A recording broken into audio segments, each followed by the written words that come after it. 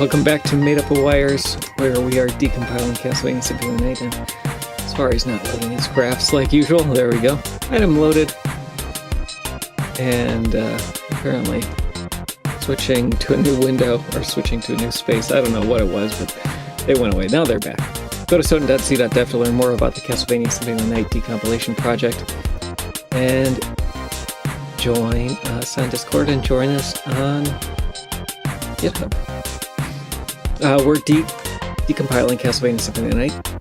This is a matching decomp project, which means we're trying to recreate C code. I should say we're trying to write C code that will compile back to exactly the same machine instructions that were on the disk, allowing us to reproduce game binaries, modify those game binaries, maybe port those game binaries to, there we go, they disappeared on cue, port those binaries to other platforms, possibly.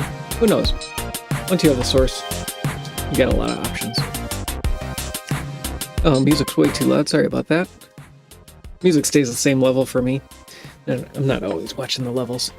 So what we've been working on recently is the Karasuman mini boss in the clock tower stuff in general.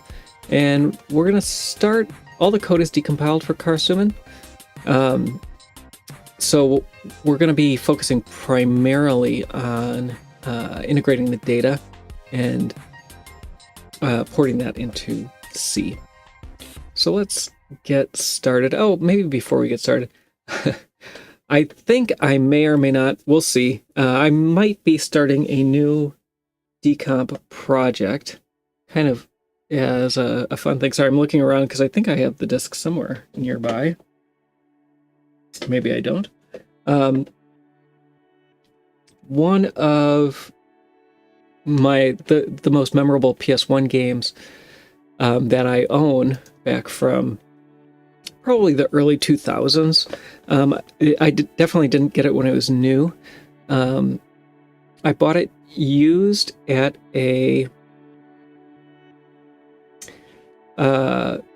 used CD store at Grand Avenue Mall in Milwaukee, Wisconsin, on the advice of one of my roommates. And it was Raystorm, and Raystorm's part of a series of shmups that came from, oh, who do they come from?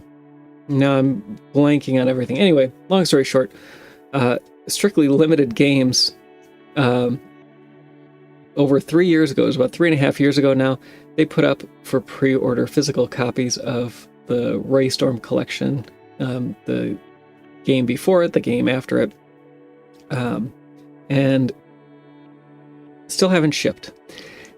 So I thought it would be fun to start decompiling Raystorm and put the challenge out to Strictly Limited Games that I will decompile the game before they are able to ship the game.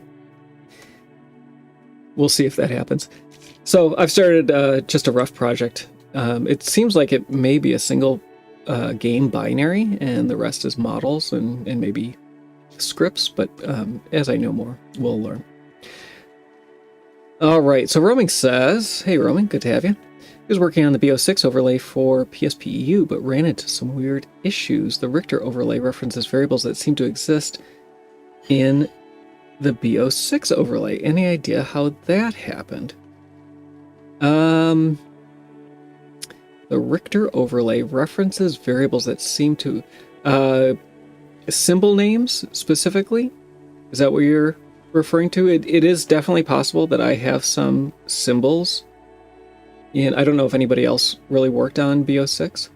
That there are symbols that I have that I just copied verbatim, taking that function or global variable name, because they were identical to what was in Richter, BO6 and RBO5.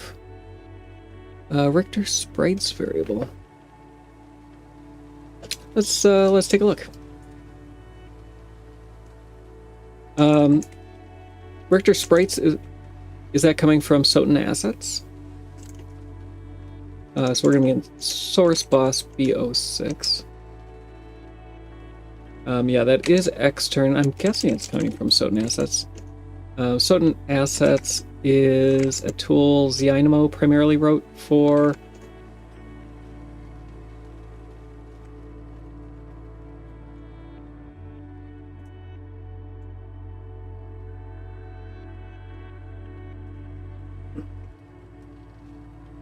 So we have a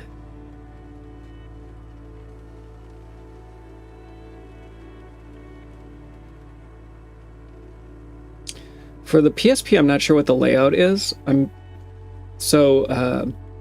Richter subprogram. I believe it's main DRA, which includes Alucard, Richter, weapons, servants, stage / boss. Soten.fun, I think, has the layout.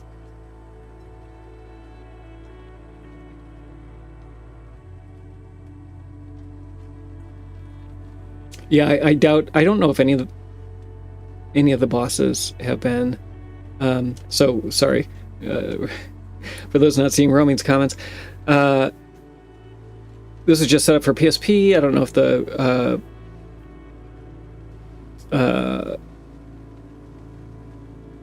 what the addresses are. Give me 1 second.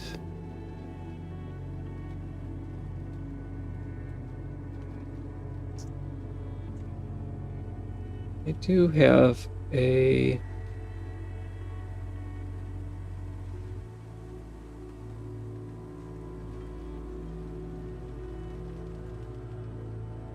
memory layout somewhere.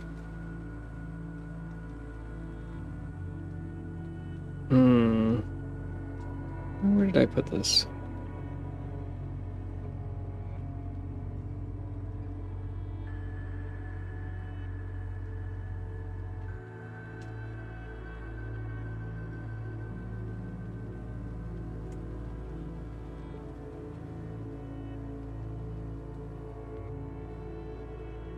Oh, Soten.fun does not let you search X values. That's interesting. All right, so I'm looking at maybe I can find versions that revisions that I've made.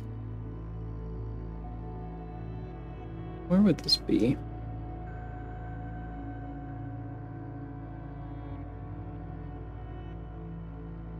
Be in stage game versions.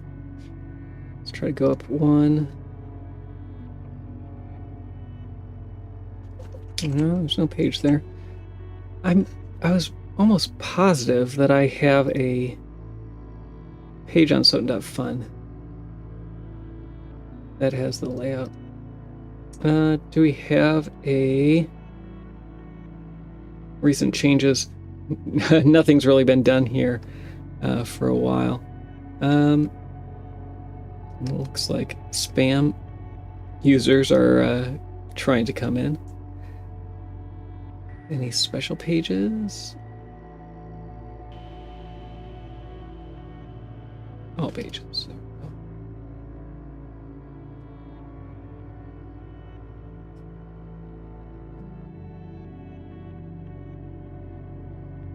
It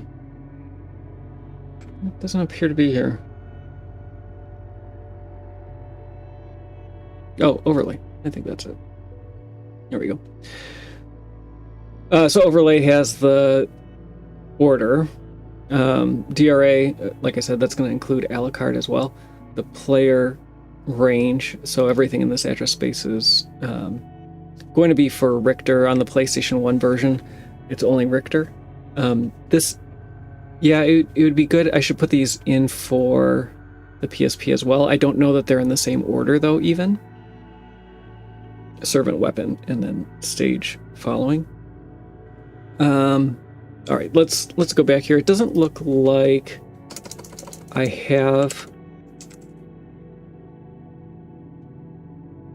too much other stuff open.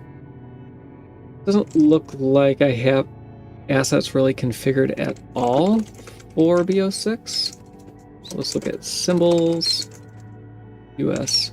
And so most likely, when I was going through, a lot of the Richter code was identical. And so what I was doing was taking the Richter code, and if there were symbols, Richter sprites is here. And Richter sprites is in the stage address space. So Richter himself, the Richter overlay, wouldn't be able to depend on those sprites being loaded into, because they're loaded into the stage address space. But yeah, primarily what I did, and you can see a lot of the RIC prefix in here. These are RIC, so this does reference back. That's somewhat interesting. So Xianimo did the Maria boss fight. These reference back into variables at very specific locations in Richter. And so I wonder how that worked with Maria. I've not played through the Maria mod at all. But that's somewhat interesting. But yeah, Richter sprites, as far as I can tell, should not... Stages can look back to the player overlays, but not vice versa. Or they shouldn't.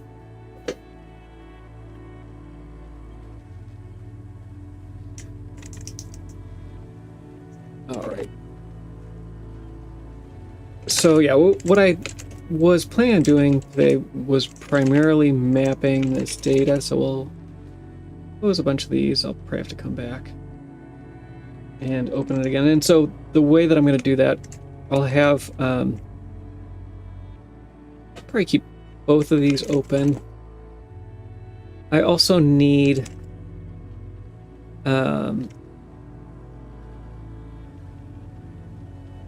the splat config. I want to make sure that data is mapped for both of these. I don't remember if I did that last week or not. If there's any BSS, I don't know that there is any BSS here. So we have the RO data. We don't have data mapped yet for the PSP yet. So let's go do that first, and then we can start importing it. So with the entity Karasuman function, we will have an EINIT. The EINITs are mapped already, so we don't have to worry about that. And our first function, or our first global that we need is, I think, this unknown collision func3 argument.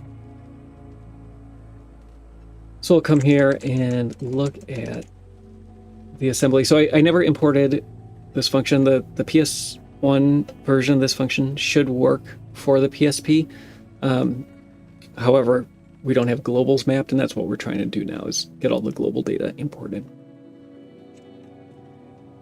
So let's look at what that symbol is called, and then we can figure out what range of memory is being used for the Karasuman data.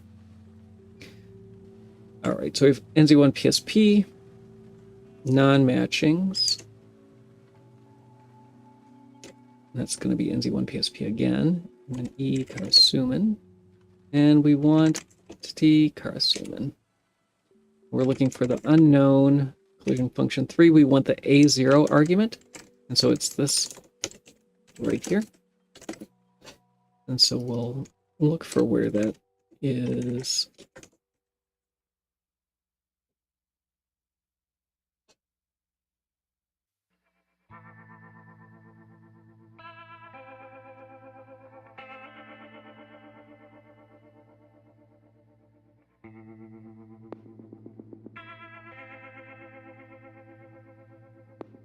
Oh, and it's right at the start of this section, which is nice. Nice coincidence. 2C320. So this is going to be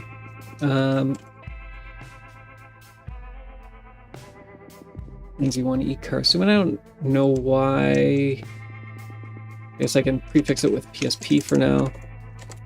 It doesn't, the way that undotted types are exported, the prefix is not terribly important. When you add the dot, you need to make sure that it maps to the C file of the same name. And so let's make sure that it continues to do that. So then we're going to look at the equivalent on the PlayStation. There wasn't anything different, really, that I remember anyway, from the PlayStation in terms of data.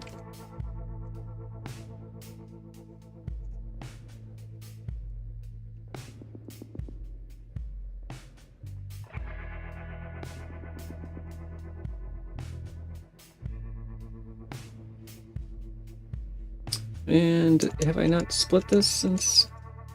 It looks like I haven't split. So I think this is all still going to be in 111C. Yeah, it looks like it. So Karsuman's going to start here at 1138.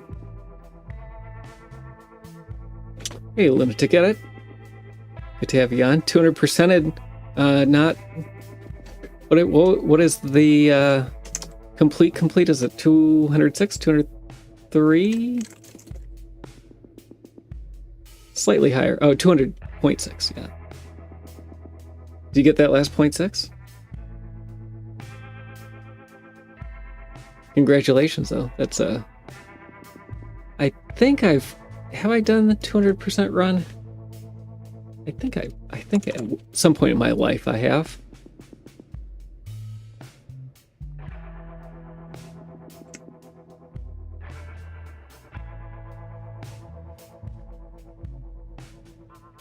That's awesome. I was just thinking I probably should go back and play the game, so it's always nice to do from time to time.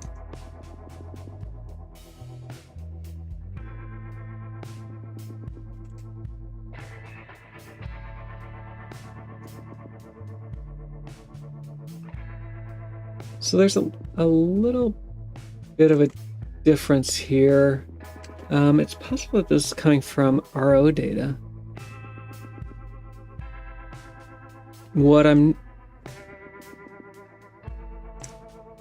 Let's look at it again. Make sure I'm grabbing the right thing. Yeah, that is the first global. And what is...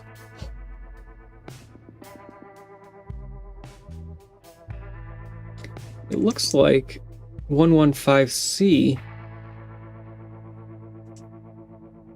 is where that starts. So either there's some data in eBreakable, there's some additional data that's never used and never referenced, that's not part of the PSP build. That's possible. Let's look here again.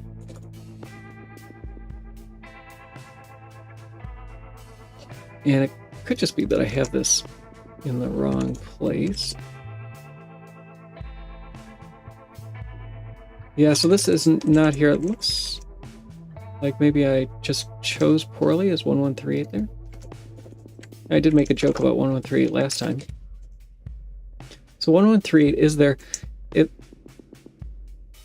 Either 1138, where is that used right after the animate entity call? So we're looking for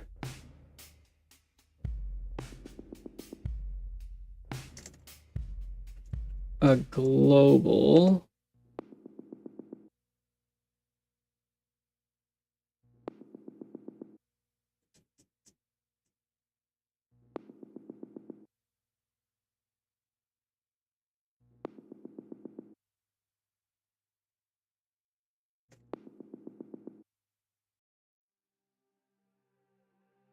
Usually this is very linear, so I would expect an animate entity call.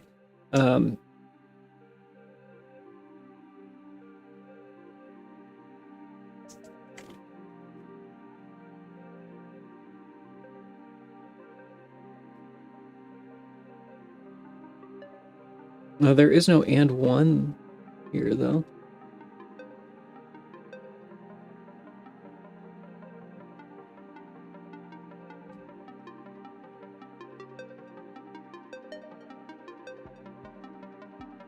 I'm pretty certain that this all worked.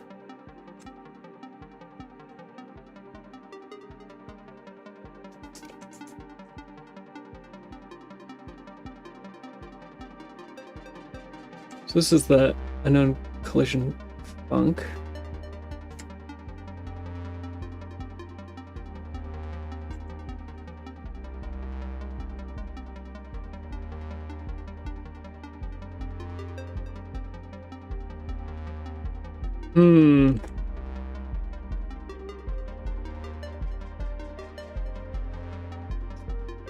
So I'm not sure. I'm maybe missing something. What I'm trying to do is figure out where the true start of this is.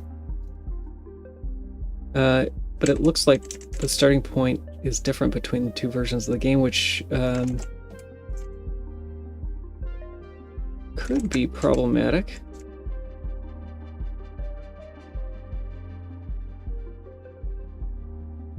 But this AO is definitely being loaded.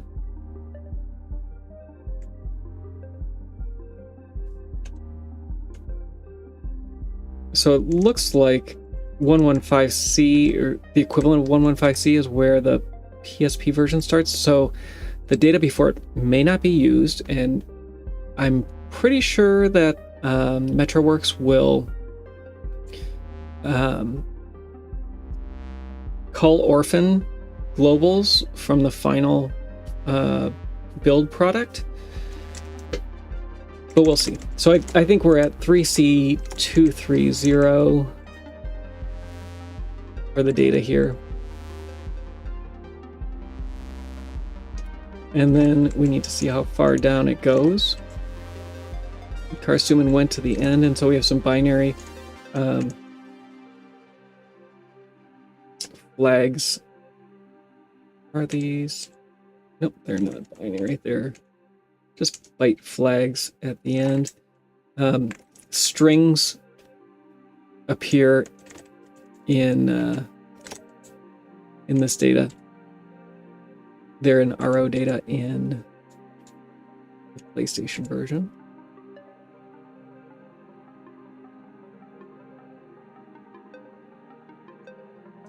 Look for this.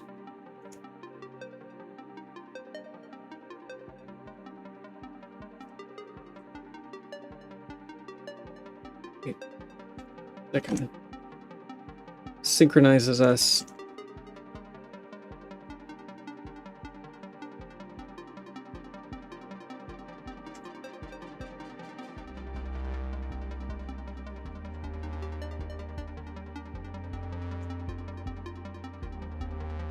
The end of that array is the same. And like I said, the RO data is probably part of this as well. So I think we're ending at 2C4E0.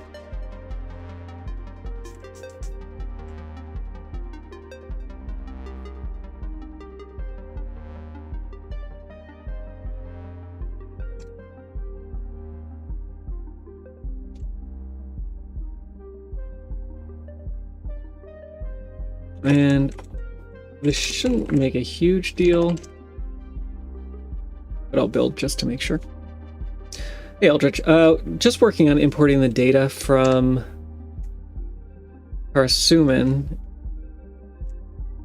And once the data is imported, then we can unify the code between the PSP and the PlayStation version.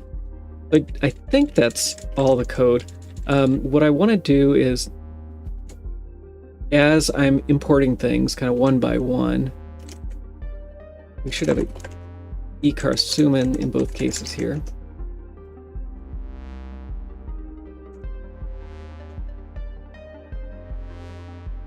So it will be NZ1 PSP eCarsuman.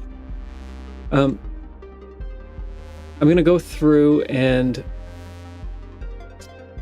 add each global to both the PSP file and the PlayStation file, and then kind of recompile as I go along. The Clock Tower mini boss, Karasuman.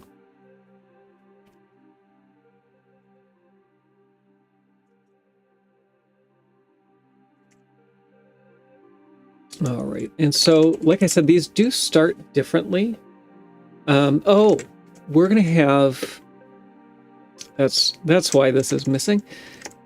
This 1138 reference at the top is initialized to 0, and in MetroWorks, that's treated as uninitialized data because uninitialized data is also initialized to 0, and so they just lump all those globals in with the uninitialized data. And there's some optimization reasons for that. You don't actually have to put those 0 bytes on disk, even though they are for the PlayStation version. For the PSP version, they're not. The memory just needs to be cleared out for those ranges. And so the PSP version will not have globals in the data section. It will have those globals in the BSS section. So we actually have to find that first. So I'm going to go to decomp.me and look at the entity Karasuman scratches and figure out what those globals are. I think that's going to be a little easier, and maybe we can get a page render that isn't off the top of the page, but that might be asking too much. Oh, and I'm maybe not a human today. Maybe. So the PSP, like I said, this works out to be the same. Let's look at this line 73, and this will tell us what that variable is. I don't know why I couldn't find that when I was looking at the assembly.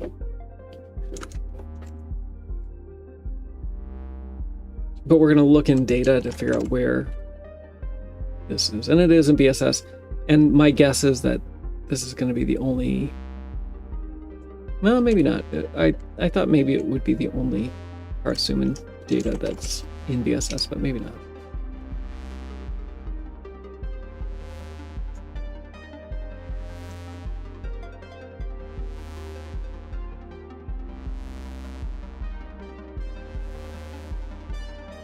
Yeah, no boss stage.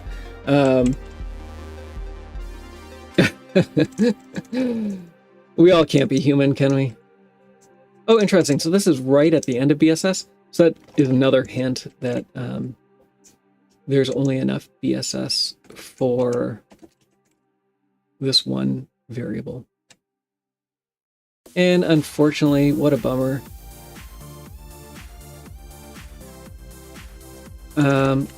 We're not given file offsets. There aren't actually any file offsets here, but we are, it looks like 8 bytes before breakable bridge. So I think we can just take 8 bytes off that.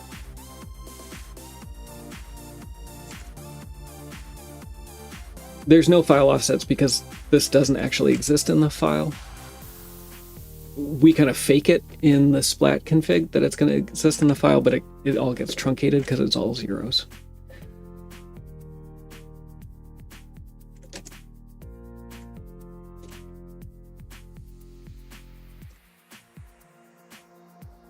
All right, I think that's enough.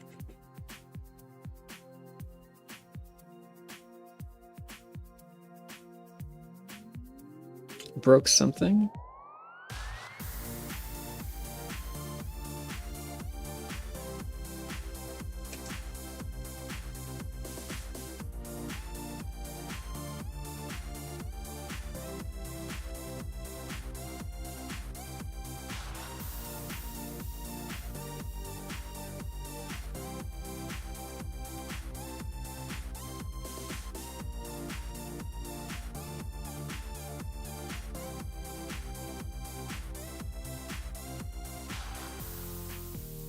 Not sure what I broke.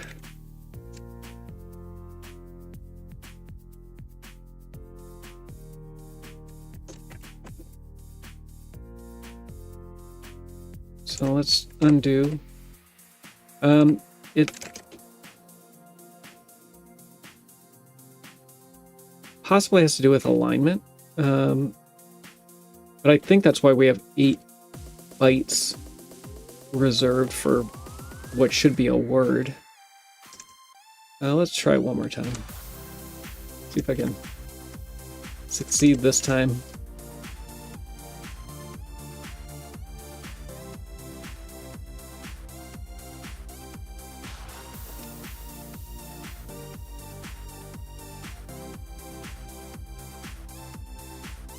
No. Let's do a diff.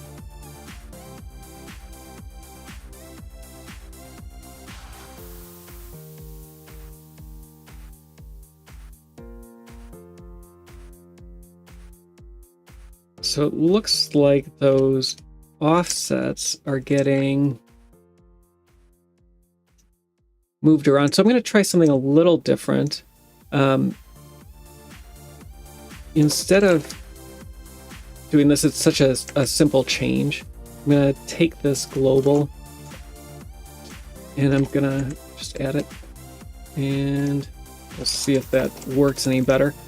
I think this is sine 32. We're going to set it equal to 0. Oh, no, I grabbed the wrong variable. That's why. That's why. All right, so it is a legitimate mistake. So, no. I grabbed the right variable. I grabbed the right one. That's the right one. I'm wrong. I did the right thing. So this is a global. We can make it static to make it private here. So let's see if this works any better. I'll make sure that I made that adopt.bss. I did. So now this is going to be coming from the C file. It could be... Oh, this is interesting.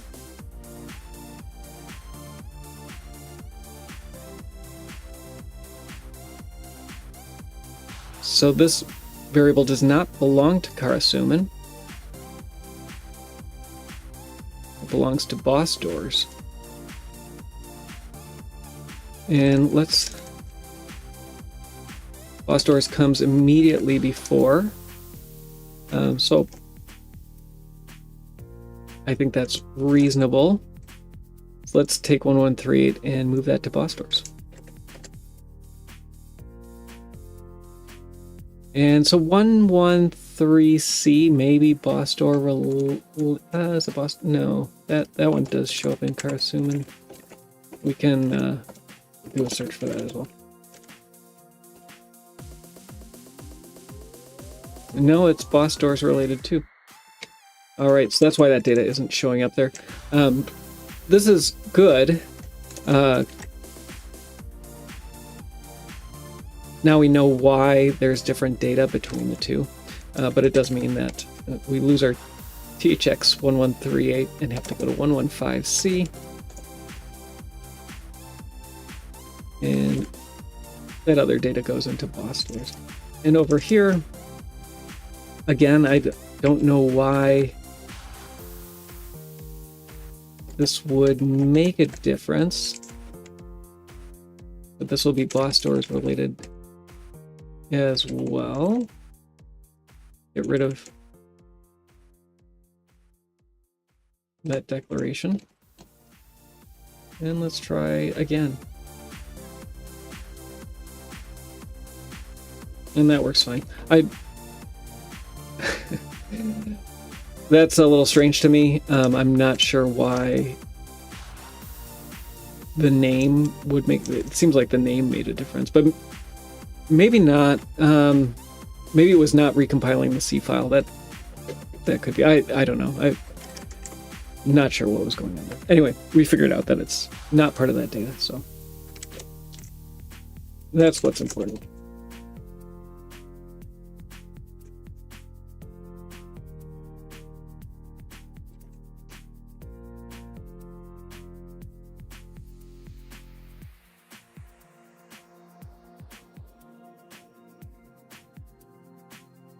So now I'm going to open up the data on both of these.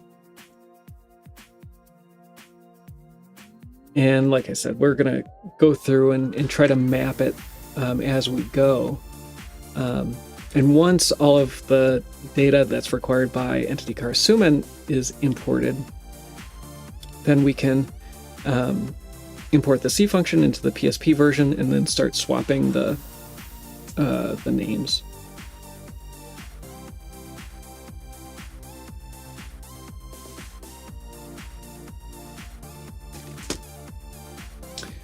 All right, so we want E car Suman data. And that should look the same now.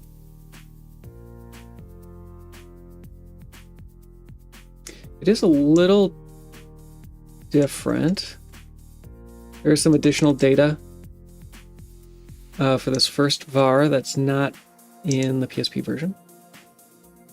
Let's say Fred. All the variables are Fred. Fred 1, Fred 2, etc., etc. We will have the extern init that will be the same for both of them.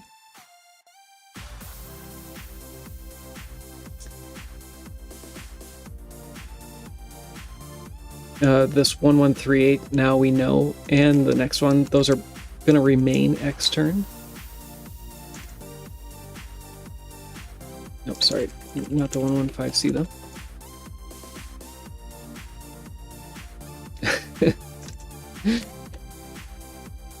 And I like to make as much static as possible. Unfortunately, static doesn't provide all the benefits that I would like, but you can't always win. I'm going to take this representation. So this is the original byte-wise representation that you'd see on disk, PlayStation's little endian. So we need to swap bytes, but we need to swap bytes at for 16-bit data. So every other column gets switched, and we could put a space here, since we'll need that anyway. But we're going to take this column and put it first, and then our F8, FF makes more sense as FFF8 or -8. Throw a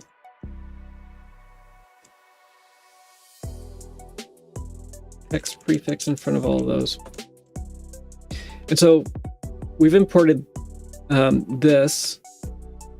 Like I said, it's a little different here than it is on the PSP, but we can bring it in for the PSP as well. We'll give it the PSP name. Can we mark it static? We might not be able to mark it static on the PSP yet because it needs to be referenced from assembly. I think GCC would be fine with this because it can inline assembly. MetroWorks can't inline assembly, so there's a bunch of funny business that goes on using a tool called MetroWorks CC Gap, MWCC Gap, to do that for us. I'm gonna exclude this way.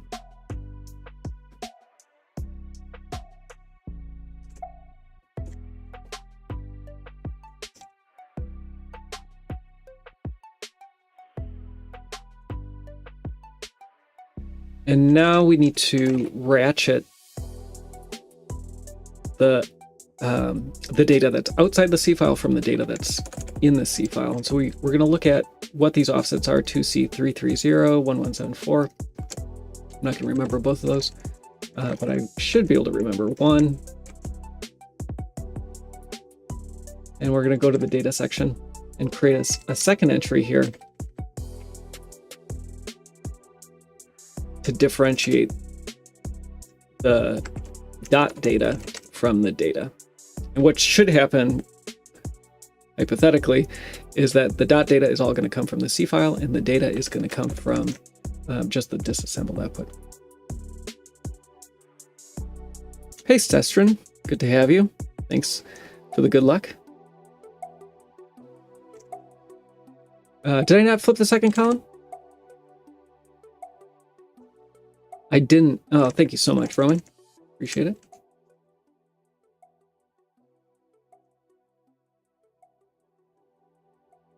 That would have sucked.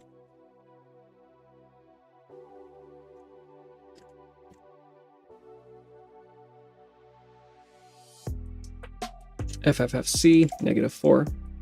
I'll probably convert these to decimal because they're small and they're easy to reason about, but for now, I want to make sure that the splits are all correct, and then I'll go back and do that.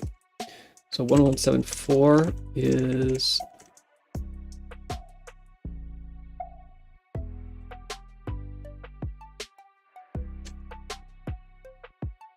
where the split now is for the PlayStation. And that all worked, great. Always happy when it does work, but it doesn't always work, so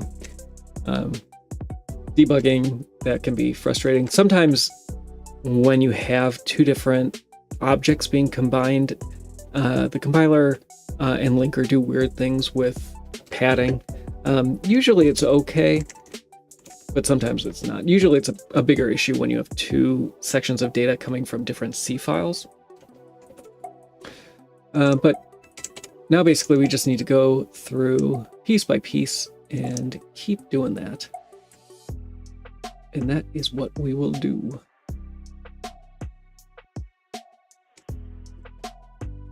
So the next one is bytes, and so we'll just grab the bytes. We don't necessarily know, unfortunately, the sizes of these offhand. So my assumption, which may not be the best assumption, oh, I did that backwards, is that these zeros at the end aren't actually all part of this. So these are sets of animation, but that it would be a single zero and the rest is coming from padding. We don't know for sure though. There's no end marker here. That makes it obvious. It looks like the one following it does have an end marker.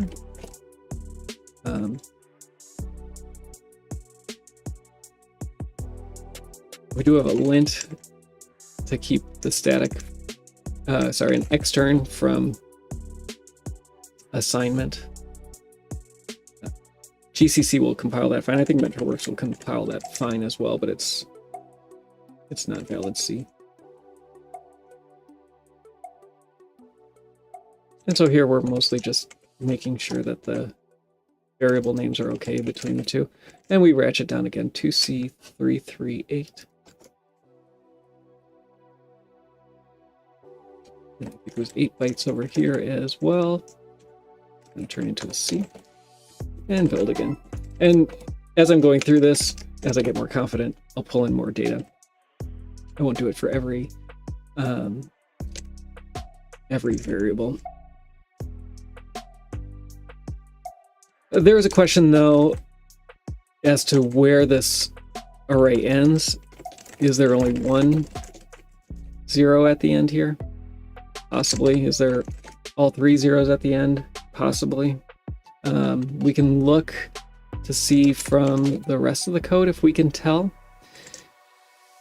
It's not super obvious to me. There might be some other tell in here where we're modding by a particular value or doing something else.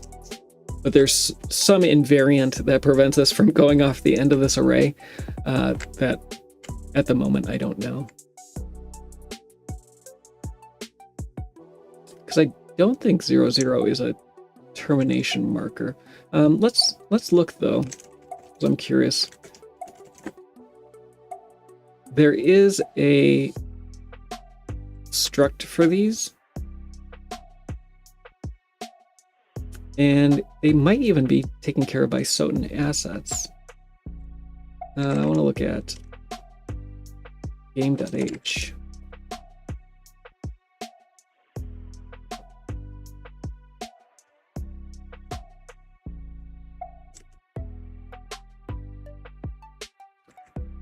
I can never find this, and Josh always lets me know during code reviews.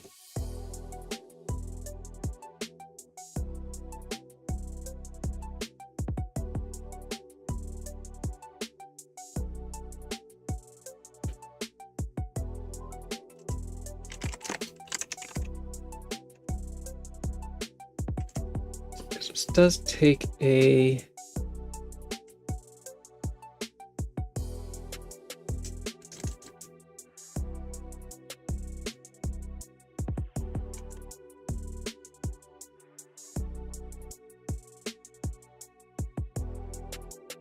yeah, I'm not sure what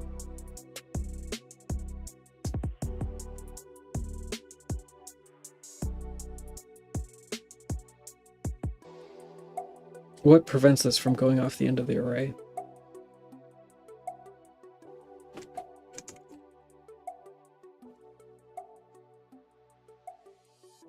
The FF and marker is a little more obvious, but this one doesn't have that.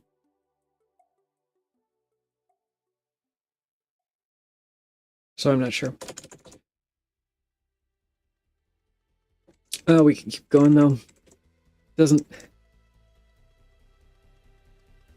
doesn't affect us too much, but we don't know specifically where this is ending, which is kind of a bummer. But let's move on to the next one. Same thing here.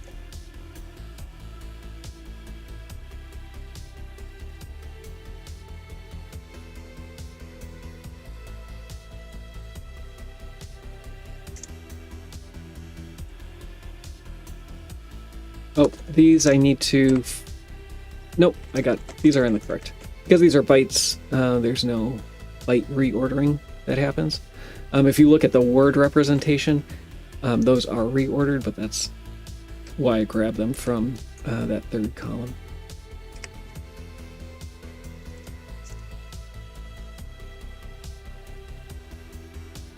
And in this case, the zero should be superfluous.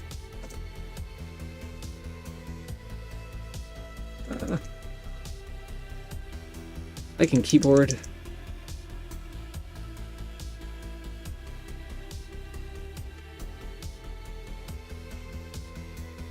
So these I'm going to get rid of because the FF is the end marker for an animation frame.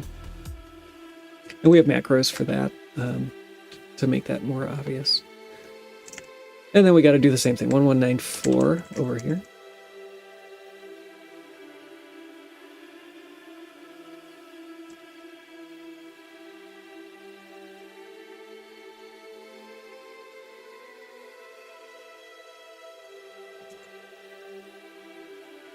And we'll do the same thing on the other side,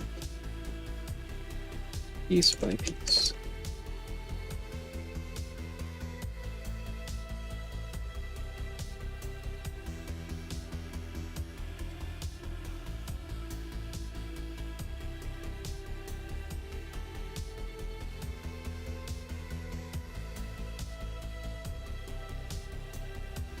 C350. That's the kind of thing that's nice, like you're watching TV or something like that, and you just kind of go through and map some data. Kind of mindless, easy. There's a lot of these, and so that's probably what I'll do for the remaining animation frames. And I think we'll move on to something else, because there's quite a few of these. We could go and do this more in bulk. It might be a little more interesting. Let's try that and see where it gets us. Let's see if I can not screw up too badly. So it looks like the animation frames end here at 11F0.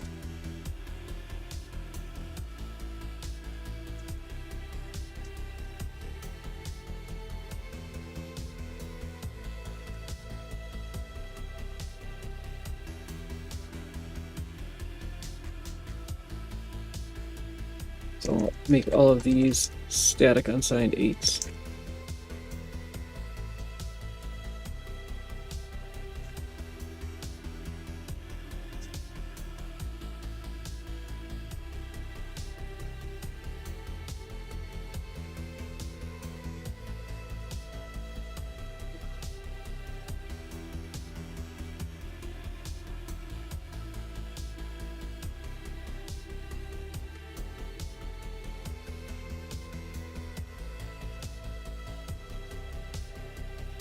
Yeah, the appropriate suffixes to all of them.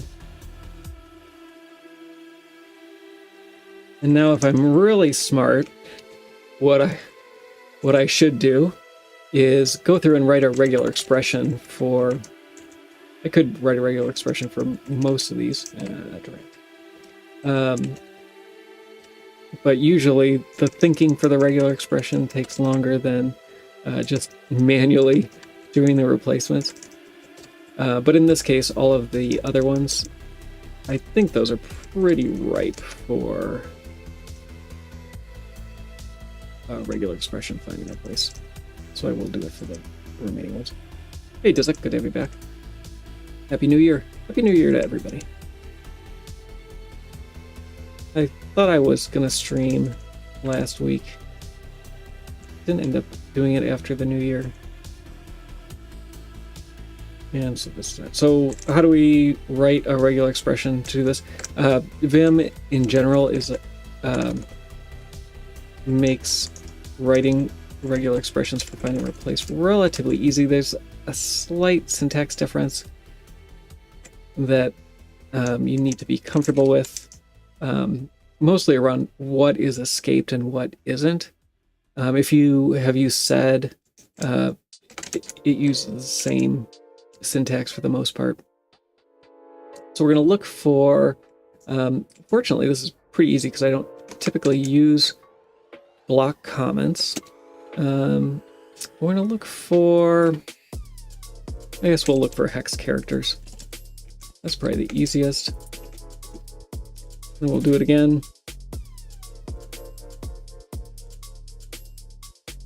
And now these are the hex characters that we care about. So we're going to create a match group. I'm going to match 2 of any character. I know that they're going to be hex characters, but it's easier to type a dot than it is making a match group for hex. I don't know if, can Vim? Yeah, I don't think Vim can. Oh, it can. It can match hex characters. Look at that. Oh, I learned something new every day. Should have just tried it. I bet I could do that here too. I never trust that Vim will do anything remotely modern. And I would consider a 30-year-old syntax for regular expressions to be modern for Vim. Okay, so now we have all our match groups. We want to go to the end of the line. We don't care about any of that other stuff. And we're going to replace it with OX followed by the first one, OX followed by the second one, OX followed by the third one, and OX followed by the fourth one. And that should be it. And if we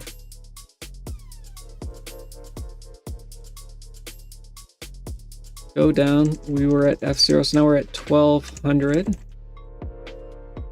If I didn't do anything stupid, I'm doing there.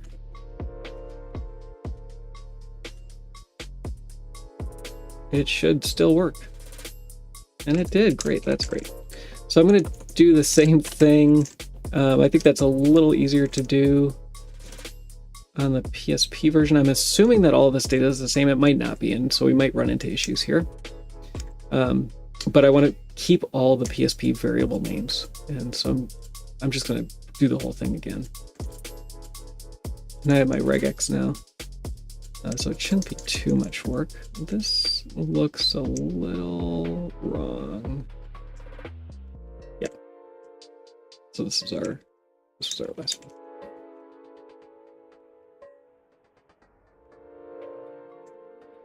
And I'll do a little bit more since that was so successful.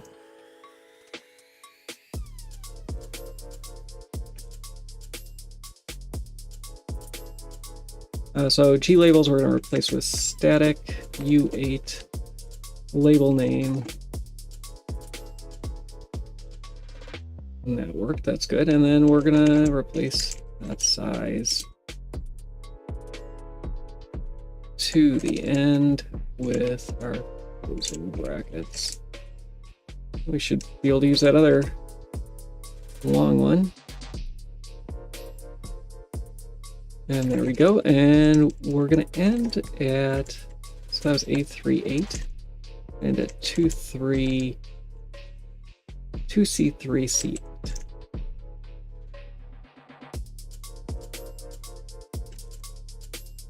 And now we're going to see if these are the same or not.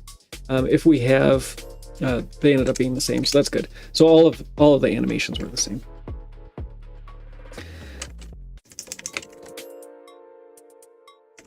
And how much data do we still have? 200 lines. 222 over here. So we may have something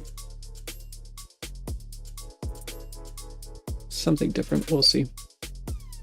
So now we have this next one. Let's see what type of data. It looks like bytes as well.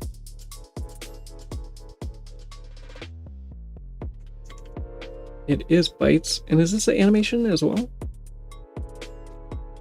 I could have just, it is an animation, but it's different. It doesn't have the FF marker at the end. So it looks like basically down to 274, they're all going to be animations.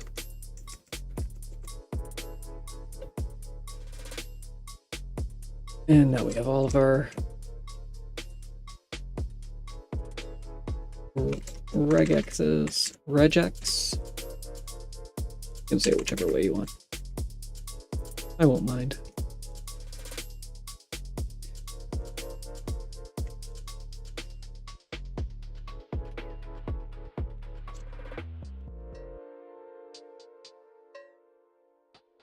One, 2, 7C is our next.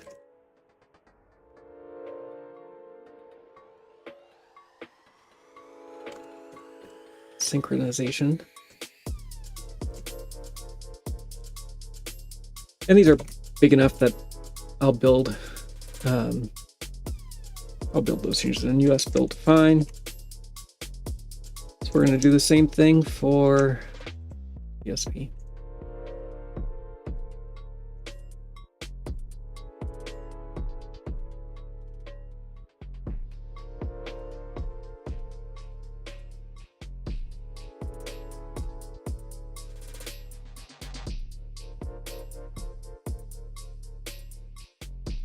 And that's going to get us down to 2C450.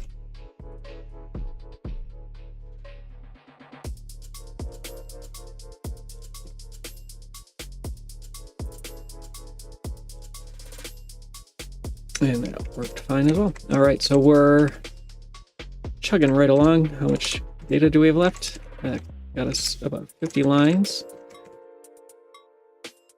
So what is next? 127C. These are frame properties. Let's look at that struct. That's going to be a little different. We'll see if it's worth writing something for that. So these are quads. So basically we're just going to be taking 4 of the lines here and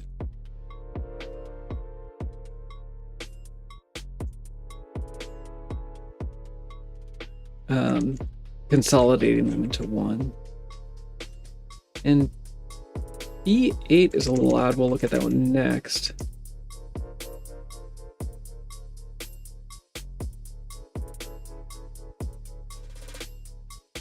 So this, fortunately, Vim is pretty good at multi-line regular expressions. They're a little awkward to write, and you don't always get a preview as you're typing.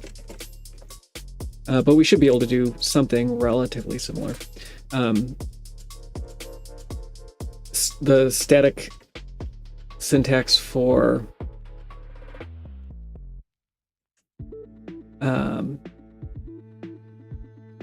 for nested structs. You can do a couple things. You can do like the dot notation for each of the fields, or you can treat them as arrays. There really isn't a right or wrong way to do it.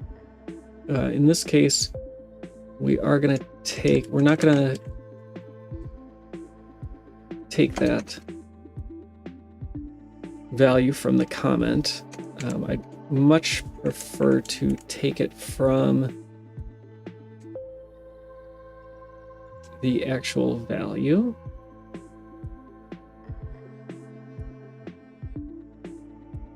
And I am going to go get rid of this and see if I can start getting a match as we're typing. And that's not working. Oh, why is that? Oh, because there is no third field here. I see.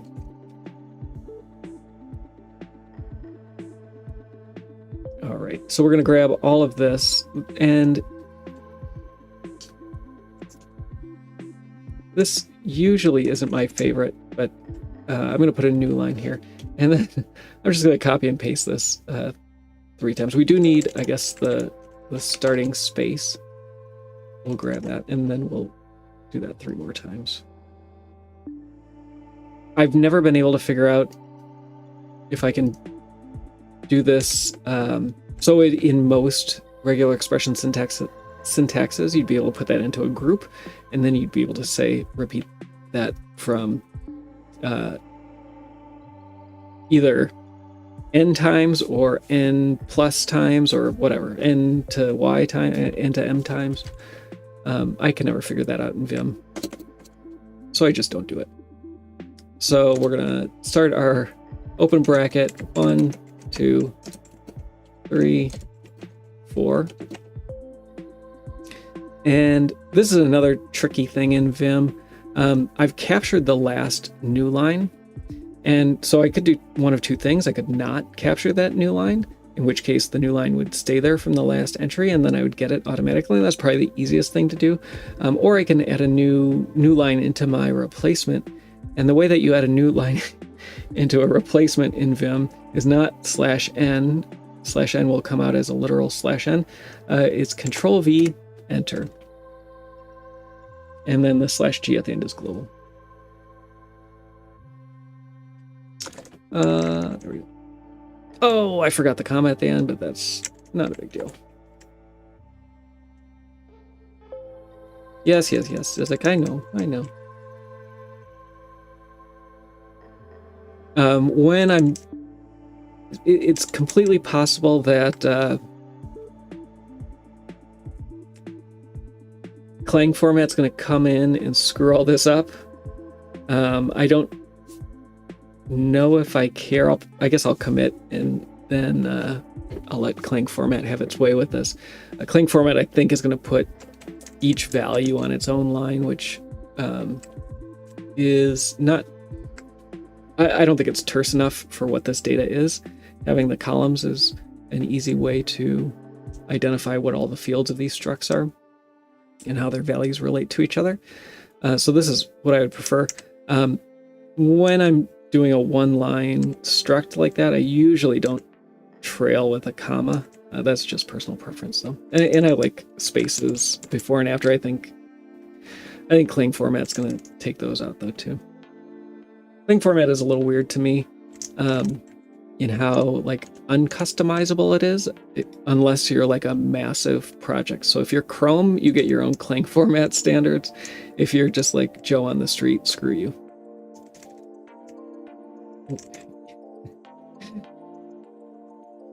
You can't write your own coding standards. Who do you think you are? And this one looks like just a bunch of bytes. So, and again, oh, it ends right at the end. So I think we could just take this and use it as is.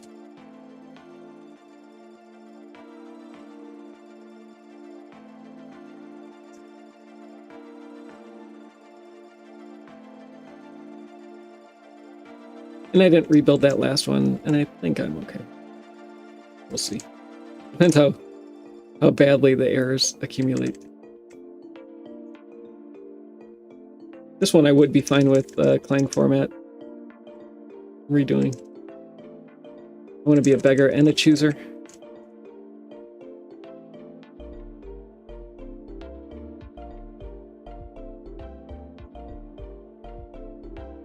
I'm sure there's some Vim wrap option that I don't know about that would probably do that for me as well.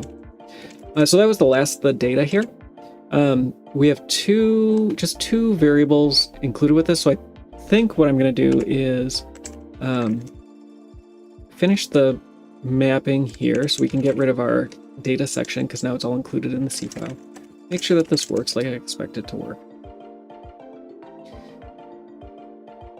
And then my hope is that these... Oh, I should have used the percent marker. My hope is that the data in both of these is the same. We know that there was some additional data that isn't in the PSP version. It is possible, actually, that is a separate array. That's interesting. And that array is never used. I like that idea. It can be hard to know sometimes. And in general, I think we tend to err on the side of using an if-def instead of relying on the compiler. But if I can get the compiler to do the work for me, I will do that. And so what I think we have...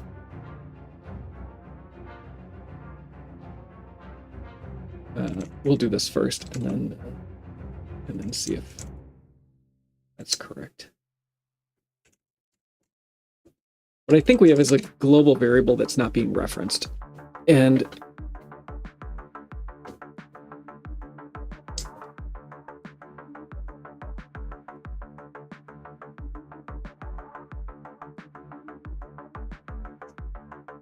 oh, yeah, we can't quite get rid of it yet.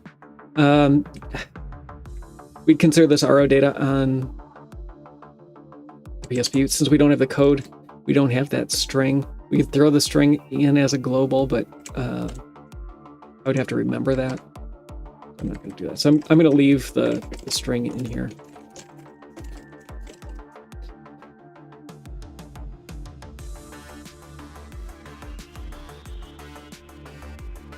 All right, so what may have happened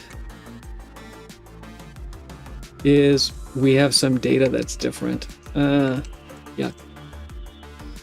So let's undo it and then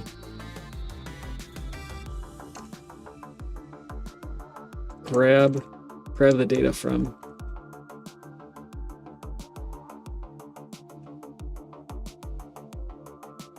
the PSP. Ah, bummer. That's a bummer.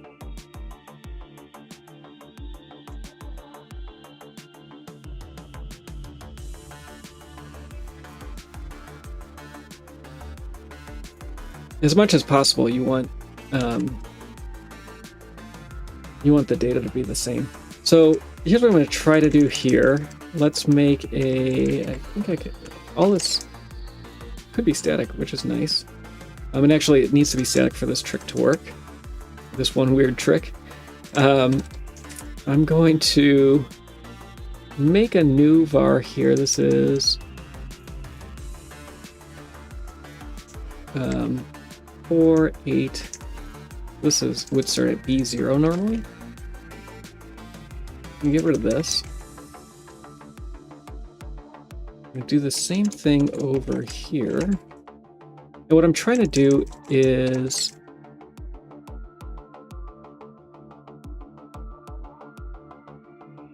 get this to so this would be 60.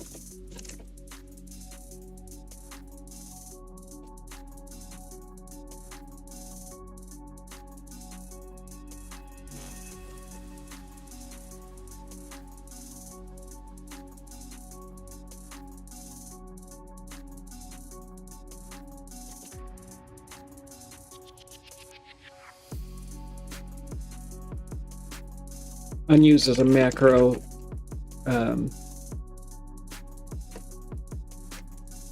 For the unused attribute, looks like it doesn't work on the PSP.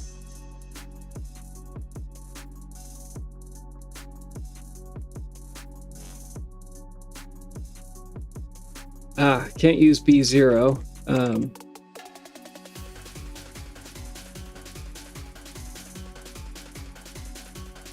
And that works. So to me, this is nicer. Let's just give it this name right away, since the name doesn't matter.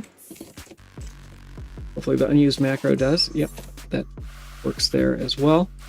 So unused is a macro to add the attribute unused. What compiler takes which attribute is different, which is why it's a macro and not just the attribute in line. But that data looked like it was part of the previous variable, but really it was its own thing and it's not used, and so the PSP just drops it. Let's go back then and get these, and we might see that here as well. There might be additional data that that just doesn't show up in these arrays because they were actually part of a different variable.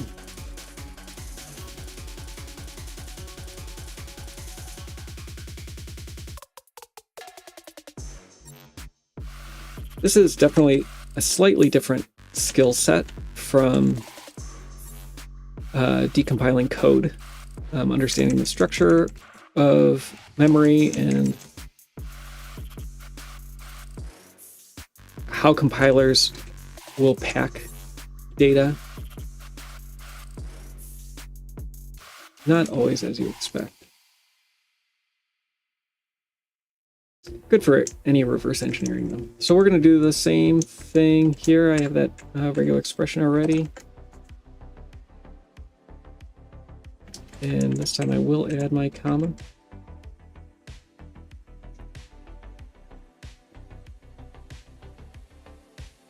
And what we should be able to do soon is do a diff between these two files and see if it's obvious where the data is missing.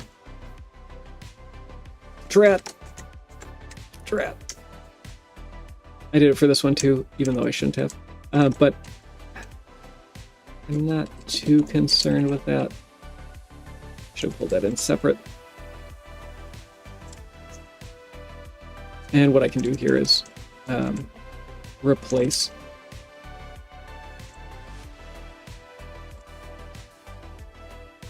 any comma followed by an OX is going to be comma followed by a new line, 4 spaces, and then OX.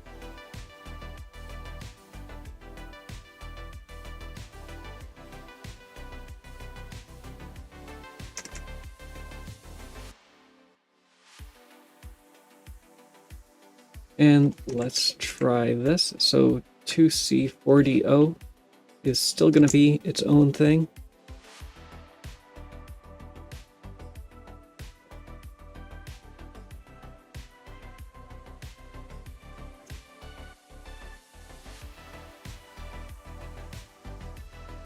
Yeah, and that worked. All right, so let's see.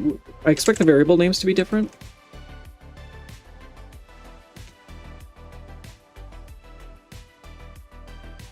Yeah, I did. Yeah, I did screw up and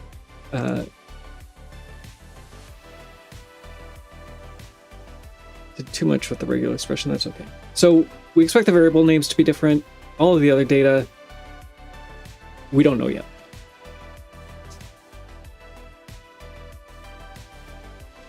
Let me put that into less.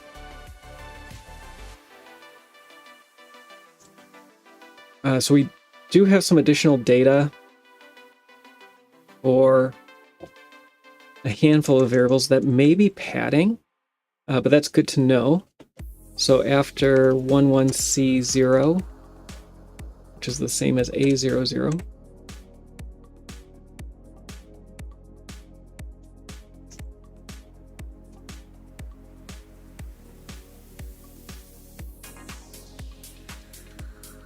there was an extra set of zeros.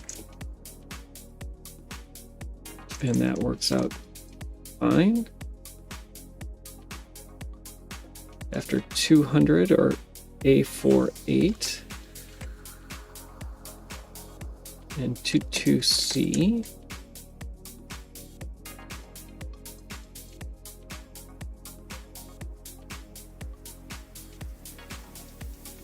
I must have read that wrong.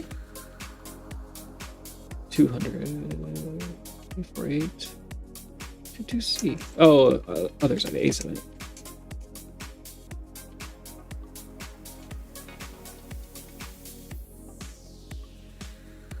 So my guess is here that this is actually just a singular 0, and it's getting padded. So we'll, and actually this 0 is probably gone as well.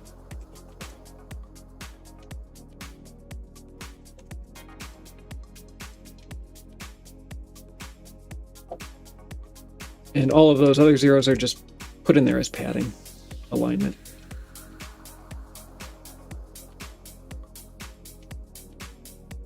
And so now here is the bigger one, which is sometime after 2B8. So the frame properties has an extra set of zeros. We could get rid of that as well.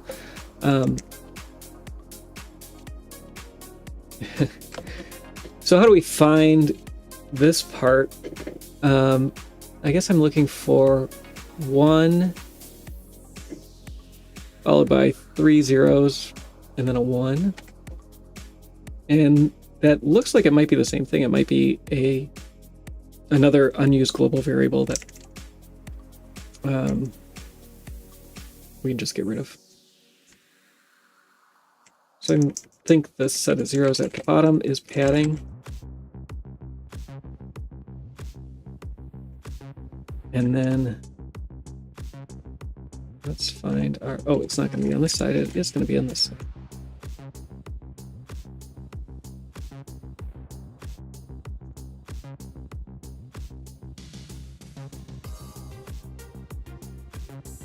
So somewhere in here, so we end with OE here. So I'm going to do the same thing.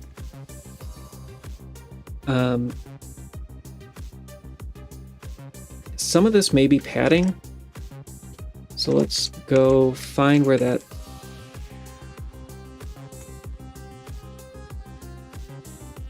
OE is.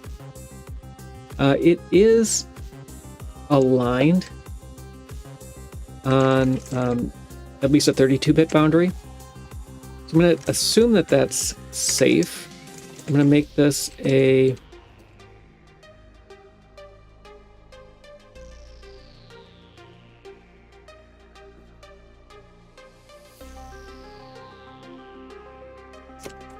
separate array,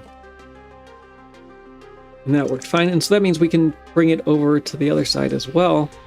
And since MetroWorks will cull all the orphans,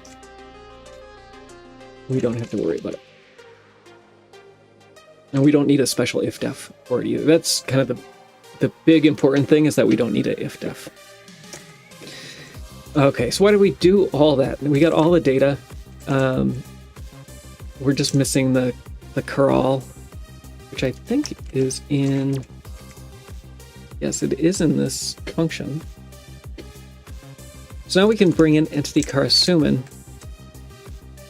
And what I'd like to do is just, I'm going to do this one more time, do a diff. Make sure that the only thing that's different is the global names. It's like we still have a couple padding.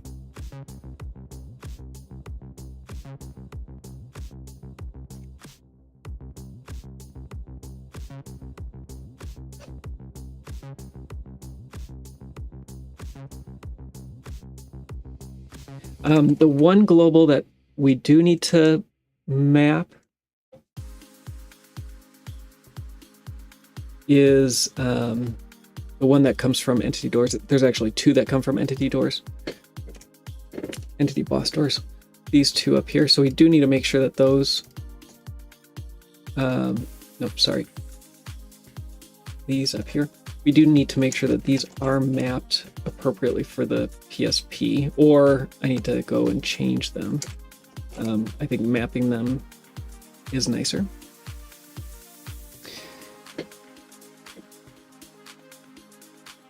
So let's do that. I don't think that's going to affect anything in either of these files.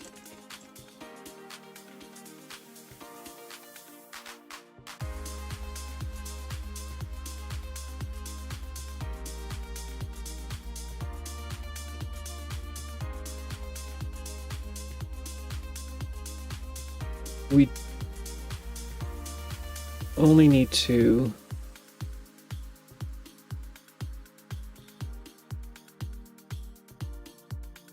find their addresses. So I'm grabbing this from the scratch that we did a long time ago. So the way that I do scratches, or decomp.me scratches for the PSP, is I take my PlayStation code, bring it over, keep all the symbol names the same, and so I get diffs for the symbols. But what that lets me do is I can grab these PlayStation symbols now, and I'm going to paste them into my symbol table. Get rid of all the type information.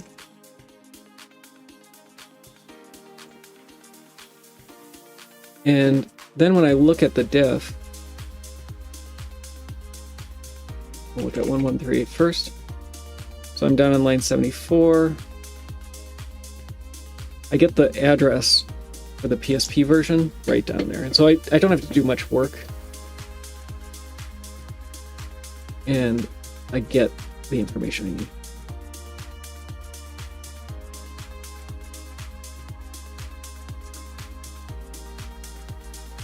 Thank you, Blue Harvey. How can I do? Sorry, when I flip back and forth, does that destroy your eyes? I never thought about how it might affect other people.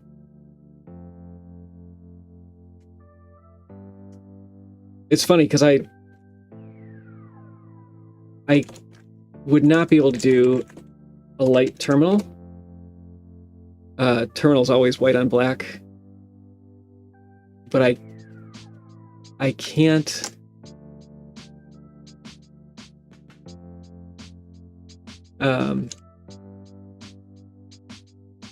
I can't do dark for other applications for whatever reason. I don't know.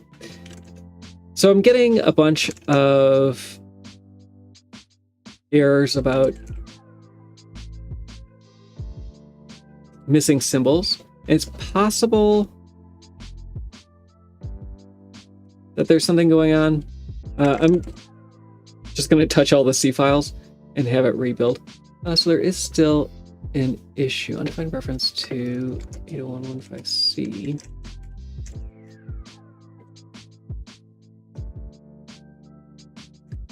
So this is coming from, and unfortunately we don't get good diagnostics here,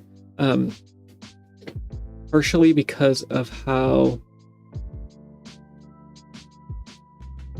let me try this, how MWCC gap works.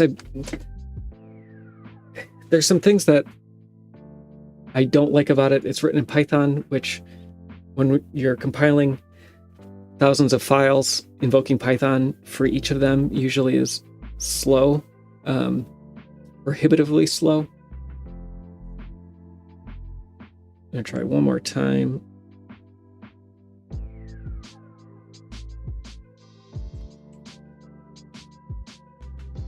But we also don't necessarily get good diagnostics, and this is one of those cases. We know that it's coming from entity Karasuman.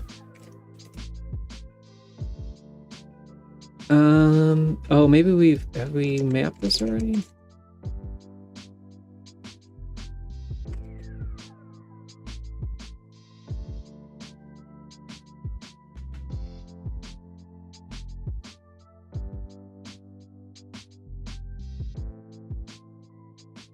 Ah, so this was coming from boss doors. Did I screw this up? No? You should still be getting it from boss doors.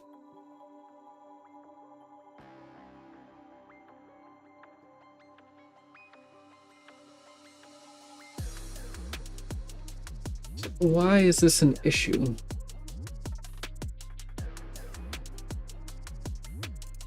Tree Gravity Well says Python in the toolchain is dumb.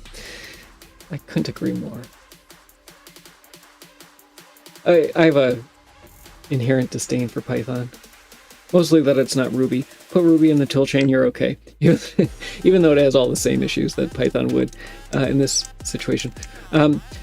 So the way that MWCC gap works is actually is brilliant, and it's one of those things where I can't believe somebody did it.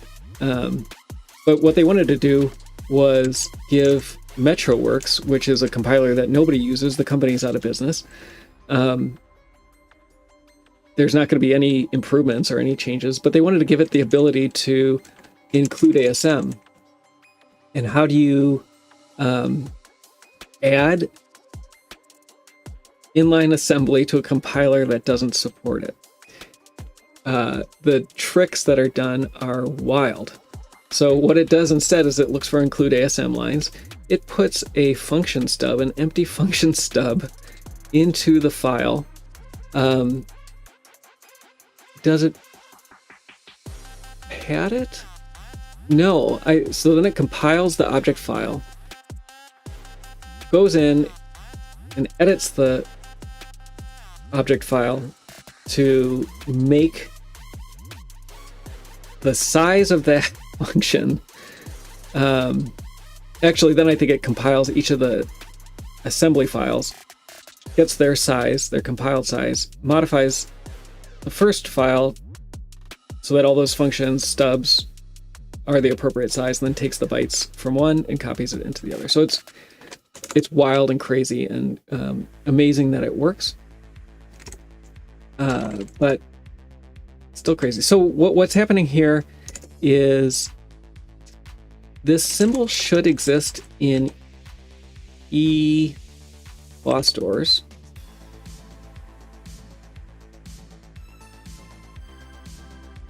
And it's coming as 1138. Okay, that's fine. And the symbol that we're missing is this one.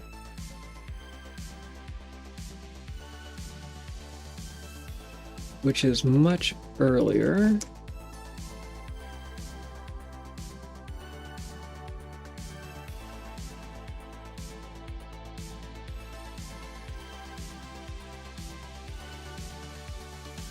We don't have a location for this.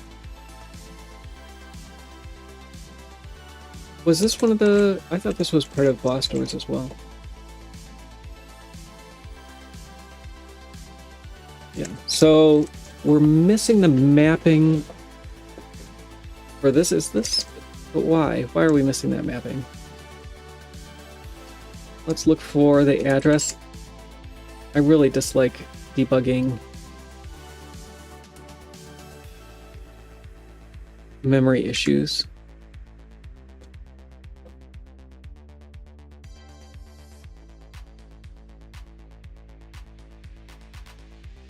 Okay, so we have... I grabbed the wrong one.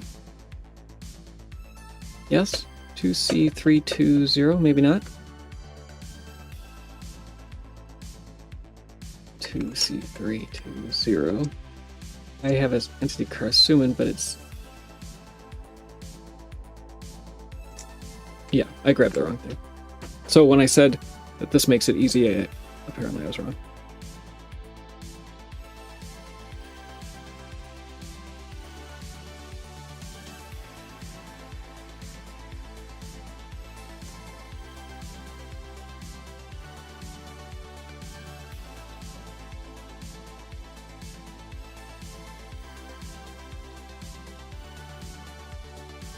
Not BSS.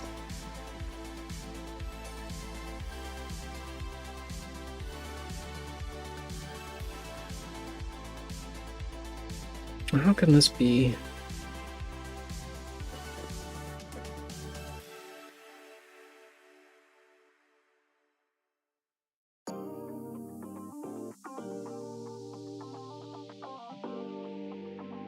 I'm confusing myself.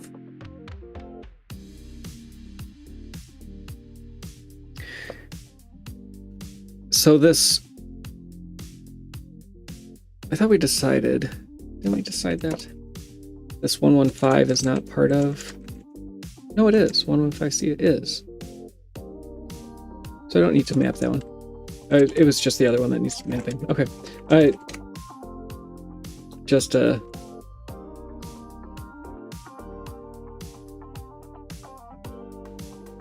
me issue.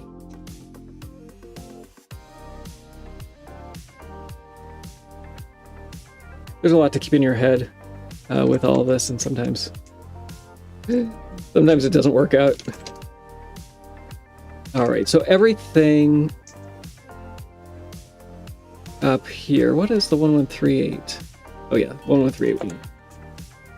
And we have that mapped. So I'm going to do it one more time because I'm not completely convinced, but I'm going to try. Let's look at a diff between these two. I just want symbol differences and then code before Karasuman. That's what we have. So I think I should be able to go all the way down. And this is going to be a little different because Karasuman has some additional data. And so I kind of have to make two changes at the same time. But I'm going to rename all these globals and pull in the remaining Karasuman data.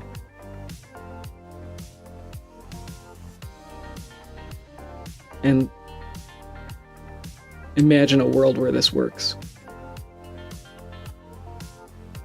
All right, so we have a bunch of...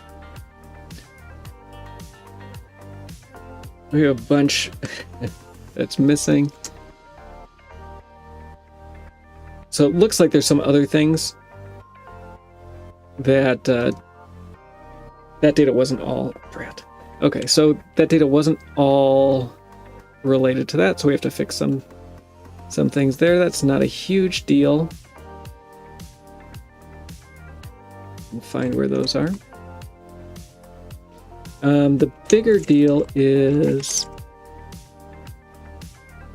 the externs for all of the symbols, and that means we have to go through and add all those, which I thought had been done already, but it looks like it hasn't. All right, so let's grab all those.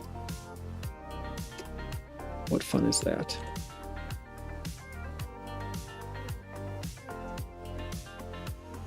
And now I can see that they are indeed not done.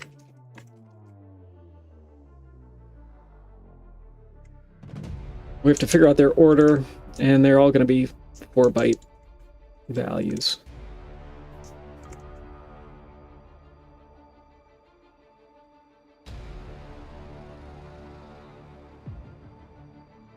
Oh, why didn't that actually unique?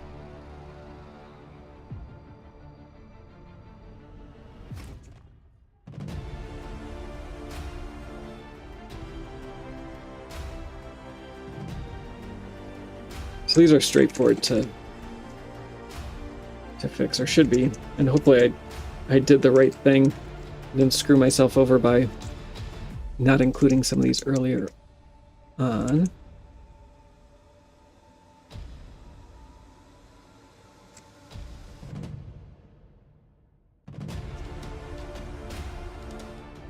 So this is the order that we need to follow. Feather attack, orb attack, raven attack, feather, and raven absorb. And they should all just be one word away.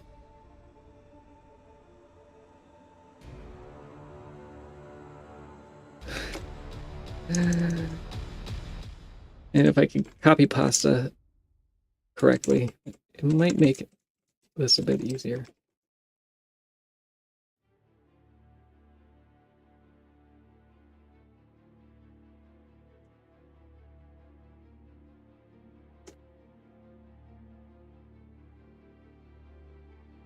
And we can verify that by checking this address.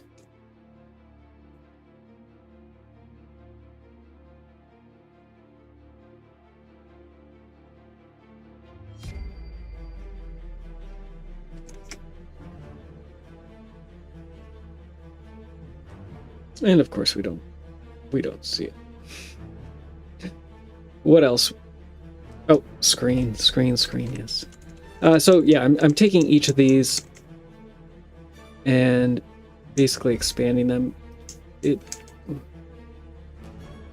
have a bunch of generators for pulling in new stages. Project Oblivion wrote, I think, the latest series and what was used to generate most of this.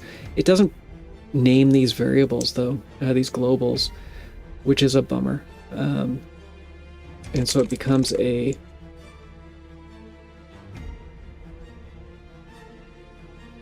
manual process, which is error prone. There's a couple things that so this should reduce a bunch of the errors, not all of them. And so these remaining errors are because there are some of these arrays that are used again in later code, code that I didn't necessarily import, and we need to figure out what that equivalent is. So let's go up and look. So we're looking at orb attack.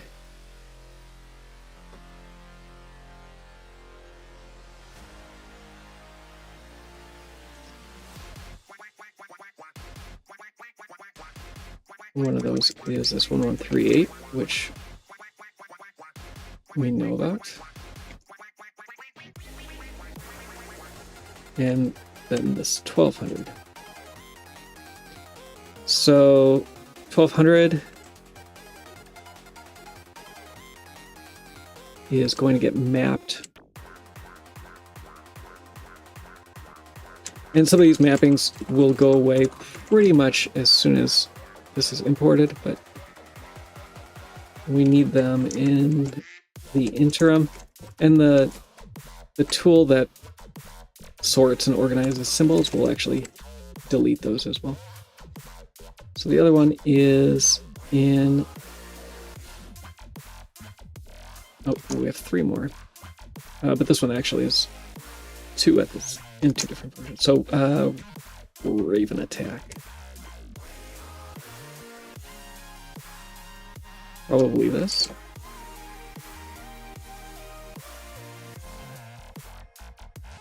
I'm gonna write a linter to get rid of extern declarations when they exist already. All right, so it's this guy here.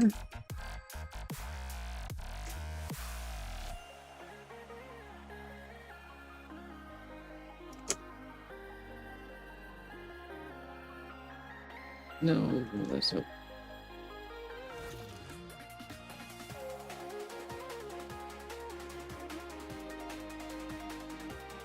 Let's see if that worked. I'm missing one more. This may be used in a function. It is. All right, so AA8 is the same as 1254.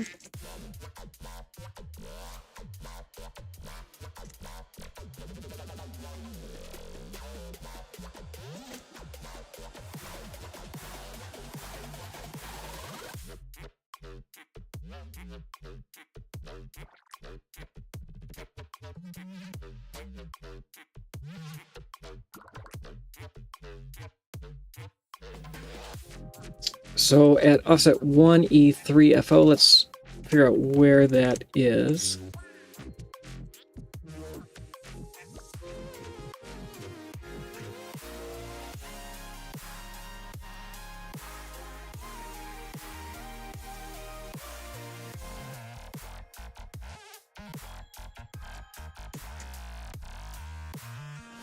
All right, so it's in, we're in Karasuman. Oh.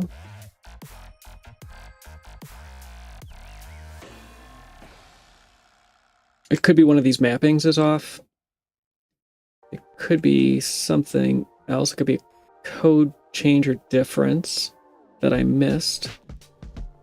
Actually, looking at Karasuman, 590 is pretty big. There may be something that I missed here.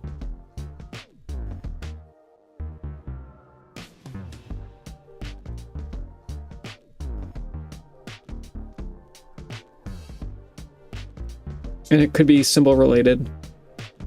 So far, though, I'm not seeing any like register swaps or anything like that. It's just a long function. So let's go back and try to figure out where exactly this is. STNZ1, non-matchings.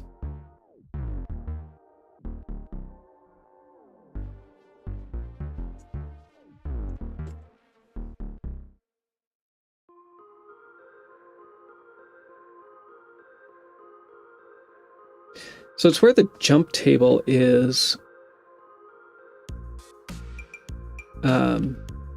going, and that's kind of interesting. So this is line 404. Let me 404 times 4 should be around offset 650.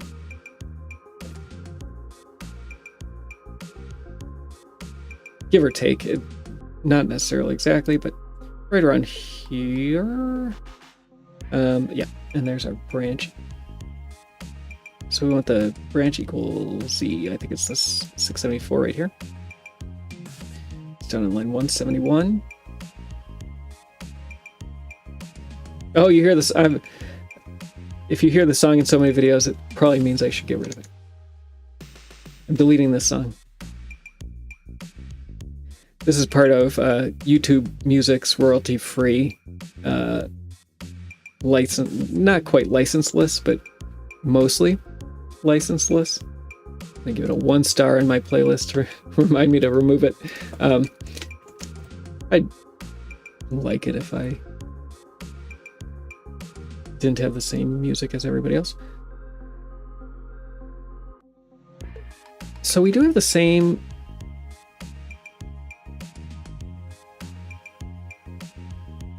breaks or jump here, and so going back, let's look at the diff again.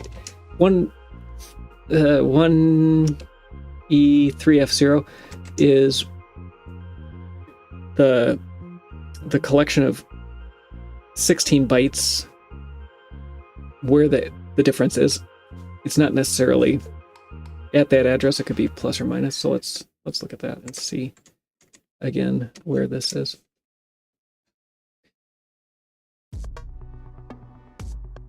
So it's here. We have a difference of 8.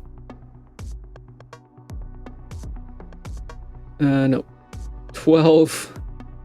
An offset of 12 difference, and it's actually at 1E3FC. And 1E3FC is this global 1258.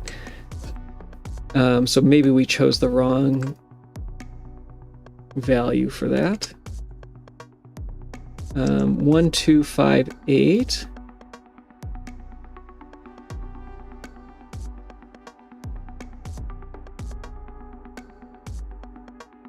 This is around alloc entity. It's actually in the wrong place. It's closer to line 207.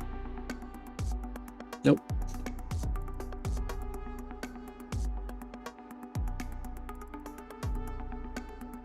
Oh, it's it looks like feather attack.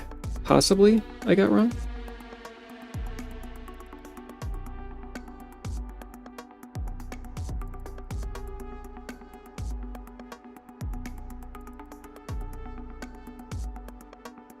Let's figure out which one this is.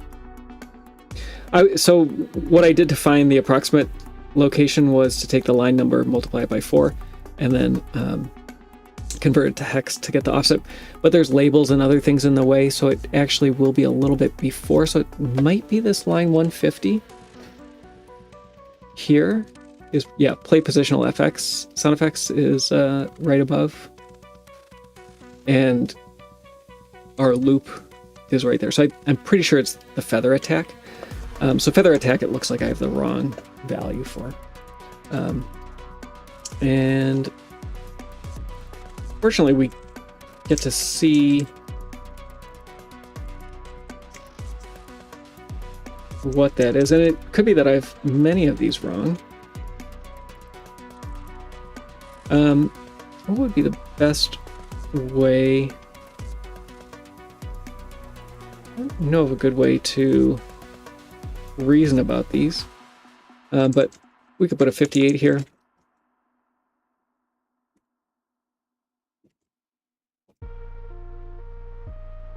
And I'm not expecting this to be right because I'm expecting many more of them to be wrong, but I am expecting this to be smaller. Yeah, so unfortunately, we're gonna have to go through each of these and determine what they are. So whatever the one at 50 was, or sorry, whatever is at 68 should be at 50. A little strange.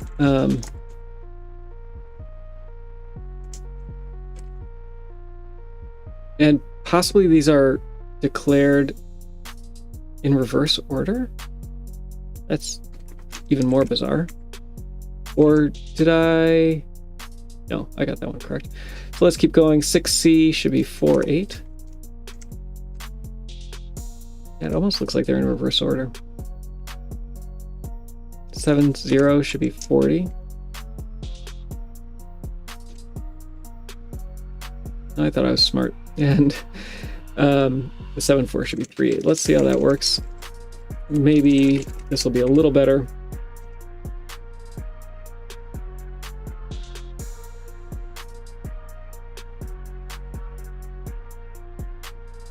Yeah, it would be nice.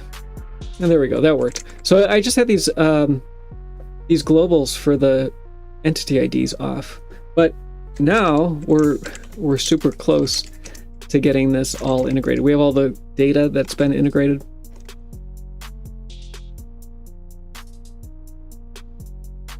In the decomp, I have them listed in a different order.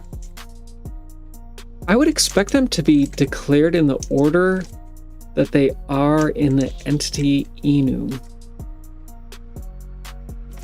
Let's put them in order.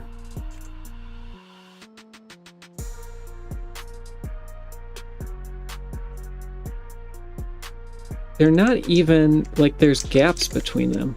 So that means there's other entities that are...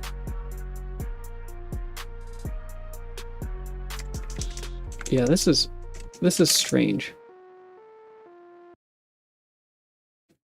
I know.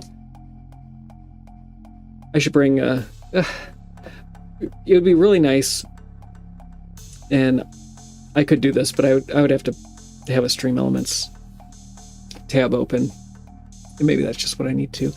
What I want to do is take the chat dock out of OBS and put it on this screen instead of this screen, and then I could see chat out of the corner of my eye. I can. But anyway, that's done, and we have all the data imported, and we have all the data mapped to all the variables that, or all the symbols that were missing before. So any include ASM now that is remaining, I should be able to bring in. There might be a few more. Because this is that 1200. I don't need a declaration for that. What is this? CB4? This does not look like it's related to this. Oh, it's an init. And those are mapped.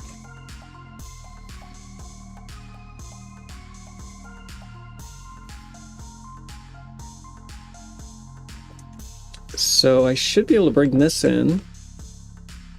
And it should just work.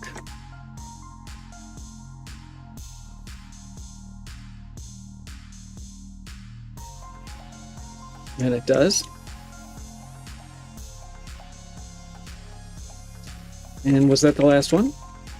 That was the last one. So now these two files should be effectively identical, but they probably aren't. Let's see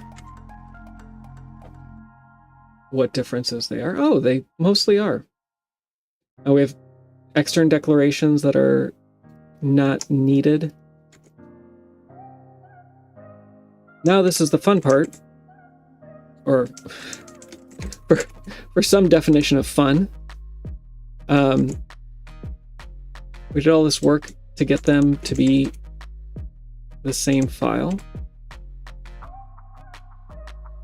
with identical content, mostly identical content. The only difference is a new line and the header that's being included, the location of that header. Now that new line is the same. So what we want to do is go back to the splat config, and we're going to take away the NZ1 prefix from everything related to Karasuman.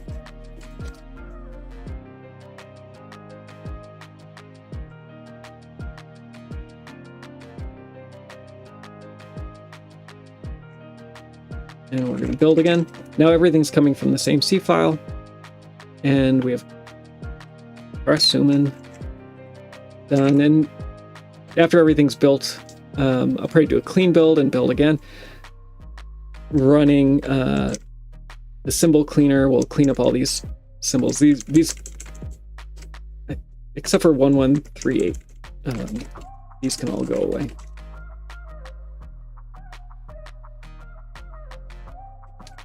And if we look over here, I do want to look at this.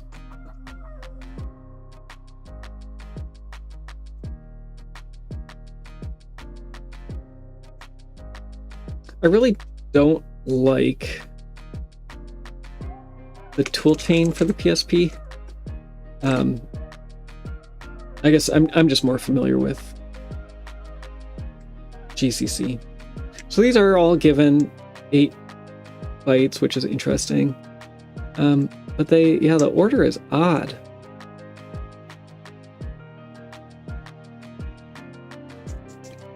I think this the whole thing is odd, and that must be why we don't have the mapping, because we don't necessarily know the mapping. That might be worth working out, looking at the create entity calls and figuring out what the addresses are automatically. But we did it manually, and that's okay. A lot of this I'm okay doing manually, because the more we do manually, the more we can claim that it's our original work. Tooling is nice for speed, but maybe not nice for copyright. So this NZ1 PSP Karasuman file goes away.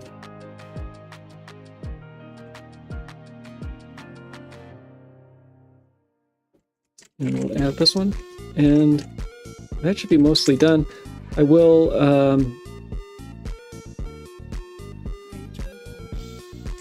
which one am I?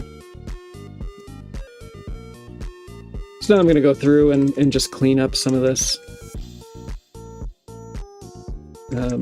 Make these decimals, and there's some minor cleanup that I'll do before sending this out from here.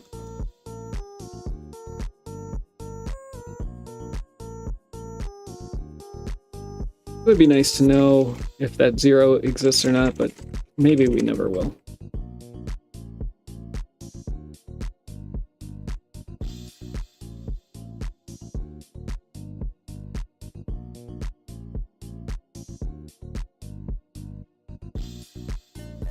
But that's it. Karasuman is in the books.